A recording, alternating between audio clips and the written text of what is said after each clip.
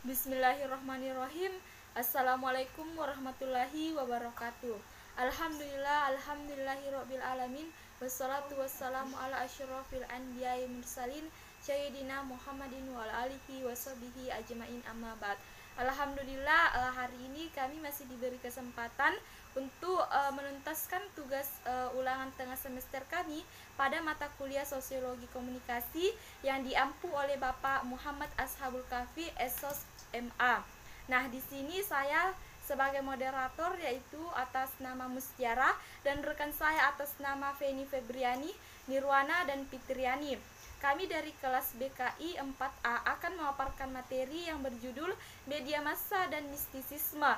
Nah, materi pertama akan disampaikan oleh Saudari Feni Febriani, materi kedua akan disampaikan oleh Saudari Nirwana, dan materi ketiga akan disampaikan oleh Saudari Fitriani, dan yang terakhir saya akan menyampaikan materi mengenai mistisisme. Nah, langsung saja materi pertama akan dibawakan oleh rekan saya Feni Febriani. Kepadanya saya persilahkan. Bismillahirrahmanirrahim. Baiklah, saya akan membacakan poin pertama, yaitu pengertian media massa. Menurut leksikon komunikasi, media massa adalah sarana penyampaian pesan yang berhubungan langsung dengan masyarakat luas, misalnya radio, televisi, dan surat kabar. Kata media adalah bentuk jamak dari medium yang berarti tengah atau perantara. Massa berasal dari bahasa Inggris, yaitu mass, yang berarti kelompok, kumpulan, atau orang banyak. Dengan demikian, pengertian media massa adalah perantara atau alat-alat yang digunakan oleh massa dalam hubungannya satu sama lain. Sebelum era internet yang termasuk media massa atau sarana komunikasi massa ada 5, yaitu surat kabar, kedua majalah, ketiga radio, keempat televisi, dan kelima ada film. Kelima jenis media massa itu dalam literatur lama dikenal dengan sebutan the big five of mass media atau 5 besar media massa. Kini the big five itu berubah menjadi the big six of mass media dengan hadirnya internet yang melahirkan media siber atau yang biasa kita sebut dengan media online. Dalam buku kamus jurnalistik, mereka mendefinisikan media massa sebagai saluran, sarana, atau alat yang dipergunakan dalam proses komunikasi massa, yakni komunikasi yang diarahkan kepada orang banyak atau yang biasa kita sebut dengan channel of mass communication. Menurut Undang-Undang Nomor 40 Tahun 1999 tentang pers, media adalah sarana penyampaian informasi yang dilakukan oleh pers, di mana pers adalah lembaga sosial atau wahana komunikasi massa yang melaksanakan kegiatan jurnalistik yang meliputi mencari, memperoleh, memiliki, menyimpan, mengelola, dan menyampaikan informasi, baik dalam bentuk tulisan, suara, gambar, dan gambar serta dalam grafik maupun dalam bentuk lainnya dengan menggunakan media cetak atau media elektronik dan segala jenis saluran yang tersedia, di mana isi media massa umumnya terbagi 3 bagian atau 3 jenis tulisan yang merupakan produk jurnalistik atau jenis tulisan jurnalistik, yakni pertama ada berita atau yang biasa kita sebut dengan news. Berita adalah tulisan, gambaran, audio, atau video berisi informasi atau laporan peristiwa terbaru. Kedua ada opini atau views. Opini disebut juga artikel. Opini adalah tulisan berisi pendapat, analisis, ulasan, atau pemikiran tentang masalah atau isu aktual. Ketiga ada karangan khas atau fictures. Gabungan fictures ini adalah tulisan berisi gabungan fakta atau opini yang ditulis dengan gaya bahasa sastra layaknya cerpen atau novel. Foto dan video bernilai human interest termaksud kategori feature atau karangan khas. Baiklah, materi selanjutnya akan dibacakan oleh saudara Nirwana. Kepadanya saya persilakan. Baik, saya akan melanjutkan materi kedua dari kelompok kami, yaitu jenis-jenis media massa. Dalam literatur lama ada beberapa media massa.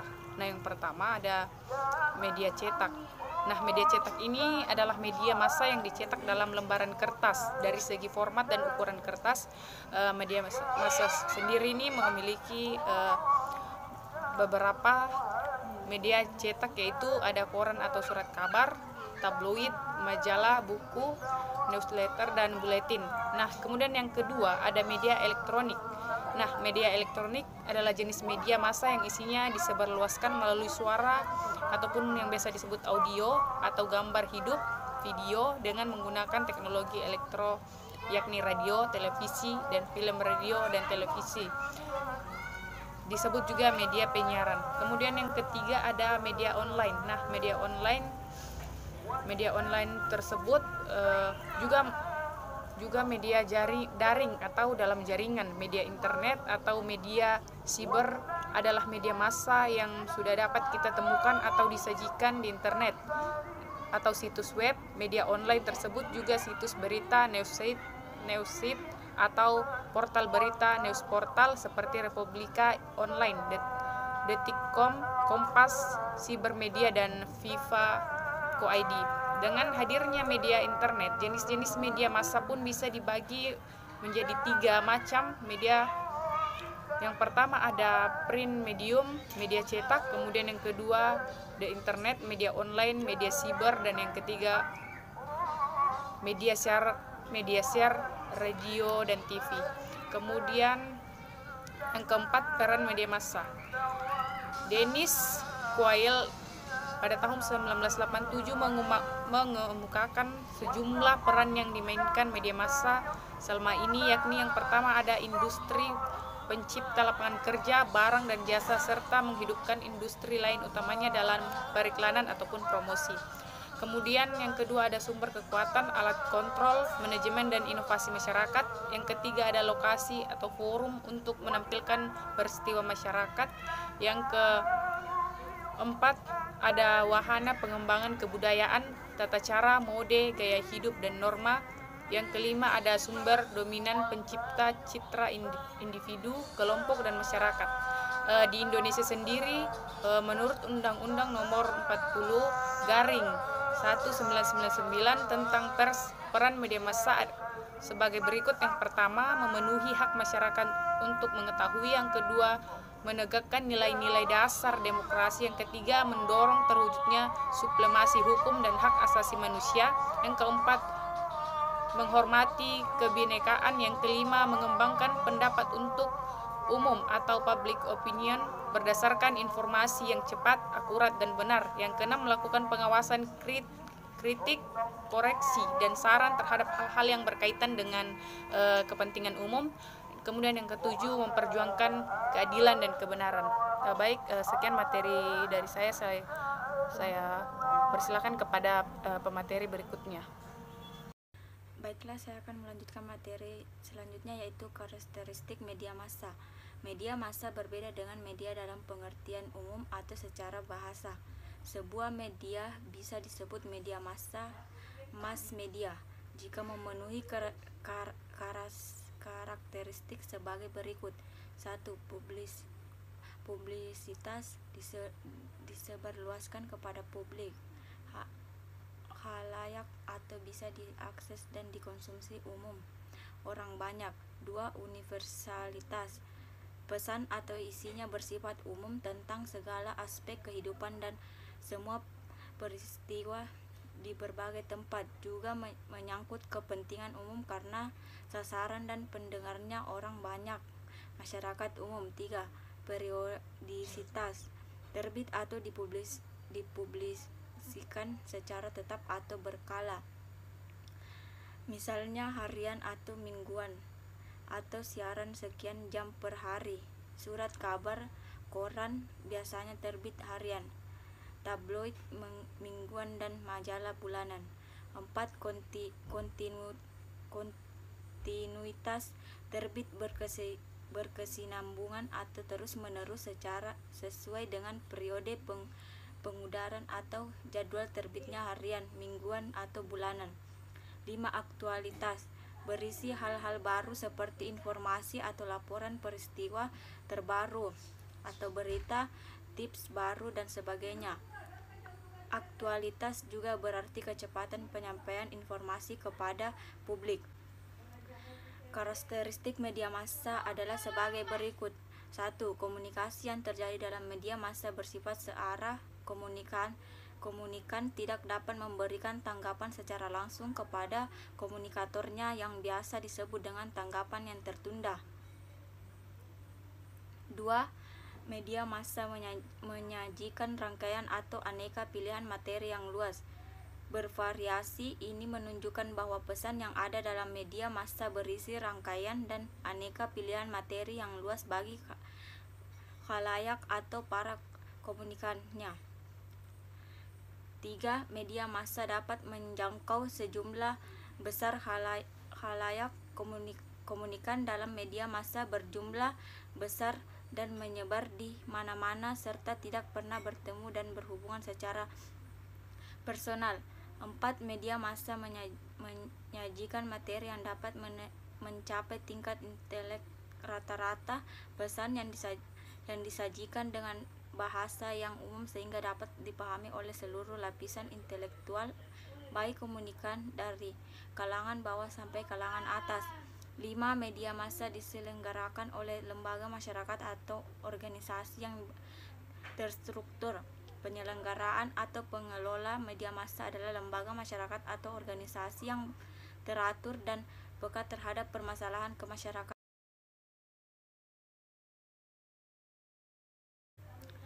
Selanjutnya, fungsi media massa. Fungsi media massa sejalan dengan fungsi komunikasi massa sebagaimana dikemukakan para ahli sebagai berikut. Fungsi media menurut Harold de Lasswell. 1. Informasi, to inform, memberikan informasi. 2. Mendidik, to educate, mendidik publik. 3. Menghibur, to entertain, memberikan hiburan. Fungsi media menurut Urwig. 1. Pengawasan, surveillance terhadap ragam peristiwa yang dijalankan melalui proses peliputan dan pemberitaan dengan berbagai dampaknya, tahu, panik, terancam, gelisah, apatis, dan sebagainya. 2. Menghubungkan, collaboration, mobilisasi massa untuk berpikir dan bersikap atas suatu peristiwa atau masalah. 3. Transmisi, cultural transmission, pewarisan budaya, sosialisasi. 4. Hiburan, entertainment. Fungsi media massa menurut De Vito. 1. Menghibur. 2. Meyakinkan, iklan, mengubah sikap, call for action. 3. Menginformasikan. 4. Menganugerahkan status, menunjukkan kepentingan orang-orang tertentu. 6. Make news, perhatian massa penting. 5. Membius massa, terima apa saja yang disajikan media. 6. Menciptakan rasa kebersatuan, proses identifikasi. Fungsi media massa menurut Undang-Undang No. 40/1999 tentang pers. 1. Menginformasikan, to inform. 2. Mendidik, to education. 3. Menghibur, to entertain. 4. Pengawasan, social control, pengawas perilaku publik dan penguasaan. Sekian materi yang saya dapat jelaskan. Saya kembalikan kepada moderator. Baik, saya Mustiara akan menyambung pemaparan materi dari rekan saya yaitu Saudari Fitriani. Di sini saya akan membahas materi mengenai mistisisme, di mana mistisisme adalah kepercayaan bahwa kebenaran tertinggi tentang realitas hanya dapat diperoleh melalui pengalaman intuitif, suprarasional, bahkan spiritual, dan bukan melalui akal rasional atau reason logis belakang. Mistik atau mistisisme merupakan paham yang memberikan ajaran yang serba mistis. Misalnya, ajarannya berbentuk rahasia atau ajarannya serba rahasia, tersembunyi, gelap, atau terselubung dalam kekelaman, sehingga hanya dikenal, diketahui, atau dipahami oleh orang-orang tertentu saja, terutama sekali pada penganutnya. Nah, kebutuhan masyarakat terhadap hiburan macam ini adalah sebuah petualangan batin masyarakat untuk menjawab rasa ingin tahu mereka terhadap misteri fisika atau mistik, atau rasa ingin tahu terhadap dunia lain. Dunia mistik yang tak terjawab itu, dengan kata lain, keinginan mengetahui dunia lain sebagai sifat petualangan manusia atau sebuah tantangan lain, menjadi pendorong utama masyarakat menyukai tayangan-tayangan mistik. Jadi, kebiasaan masyarakat menonton tayangan mistik merupakan cara lain yang digunakan atau dilakukan oleh masyarakat selama ini, meneruskan kebiasaan menelusuri dunia mistik yang dilakukan dengan cara-cara lain untuk menjelajahi dunia ini, seperti pergi ke dukun, mendengar tuturan-tuturan cerita mistik dari seseorang, membaca buku cerita-cerita horor dan sebagainya. Nah, jadi sebenarnya menonton tayangan mistik ini selain merupakan sebuah petualangan batin seseorang, juga sebuah budaya masyarakat yang dilakukan di hampir semua daerah, khususnya masyarakat Indonesia. Bisa jadi kebiasaan menjelajahi dunia mistik dilakukan bukan sebagai salah satu hiburan semata, namun juga sebuah pembenaran budaya, kepercayaan, bahkan cara bersikap dan berperilaku. Karena itu, tayangan-tayangan mistik begitu berkesan, menarik, bahkan menjadi sumber inspirasi seseorang dalam hubungannya dengan orang lain dan sebagainya. Nah, bahwa sebenarnya apa yang ditayangkan oleh televisi dengan menayangkan film-film mistik, horor, dan sebagainya itu adalah sebuah refleksi sosiologis yang digambarkan sebagaimana fenomena itu hidup dalam alam kognitif di berbagai masyarakat. Artinya, tayangan-tayangan mistik itu adalah sesuatu yang dibutuhkan masyarakat, sesuatu budaya, tradisi yang juga dialami masyarakat sebagai bentuk petualangan untuk menjawab misteri yang selama ini menjadi problem batinia masyarakat, dan sekarang media televisi dapat menyuguhkannya. Nah, secara lebih spesifik atau sebagaimana tayangan media televisi lainnya, tayangan-tayangan mistik adalah sebuah konstruksi sosial sutradara-sutradara film mistik terhadap bentuk-bentuk kengerian pada objek-objek cerita yang penuh dengan upaya konstruksi. Konstruksi sosial ini pada bersifat ilmiah ataupun yang benar-benar rekayasa. Konstruksi sang sutradara yang dibangun berdasarkan imajinasinya terhadap objek mistik tertentu. Nah, macam-macam tayangan mistik dan tahayul sehubungan dengan penjelasan yang telah dipaparkan tadi, bahwasanya konsep tayangan-tayangan film mistik itu terutama di televisi dapat dikategorikan dalam beberapa bentuk. Yang pertama, mistik semi sains, di mana yaitu film-film mistik yang berhubungan dengan fiksi ilmiah. Tayangan ini bertutur tentang berbagai macam bentuk misteri yang ada hubungan dengan ilmiah, walaupun sebenarnya kadang tidak rasional, namun secara ilmiah mengandung kemungkinan kebenaran.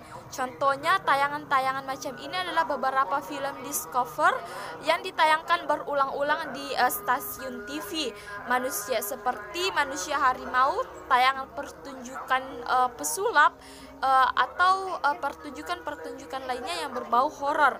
Yang kedua, mistik fiksi, yaitu film mistik hiburan yang tidak masuk akal, bersifat fiksi, atau hanya sebuah fiksi yang difilmkan untuk menciptakan dan menyajikan misteri, suasana mencekam, kengerian kepada pemirsa. Contohnya adalah beberapa film kartun seperti Scooby-Doo dan lain-lainnya. Nah, yang ketiga itu mistik horror, di mana film ini lebih banyak mengeksploitasi dunia lain seperti hubungannya dengan jin, setan, santet, kekuatan-kekuatan supranatural seseorang, kematian tidak wajar, balas dendam, penyiksaan, dan sebagainya.